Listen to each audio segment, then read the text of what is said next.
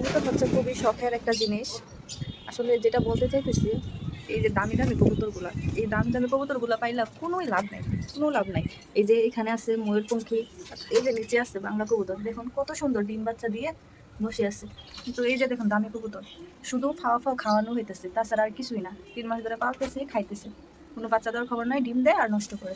আর এই যে একজন আছে রিসার্চ, মাসাল্লাহ এগুলা বাচ্চা দিছে, এগুলো দামি কবুতর, যে কত সুন্দর বাচ্চা দিচ্ছে, বসে রয়েছে। আর এদিকে আছে এগুলা জ্যাকুবে, শুধু শুধু এই যে ডিম দেয়। এই ভূত কথা কি, এই যে উপরেও আছে, এই যে উপরে আরো আছে, এই যে উপরে আছে সিরাজিগুলা, এই যে এখানে আছে একটা কি মাশাআল্লাহ, 2টা বাচ্চা দিছিল, কিন্তু বাচ্চাটাকে খাওয়ায় না। কিং কবুতর সহজে বাচ্চা দেয় না, কিন্তু বাচ্চাটাকে খাওয়ায় না। আমরা নিজেরাই 2টাকে খাওয়াইতাম, কিন্তু একটা মারা গেছে।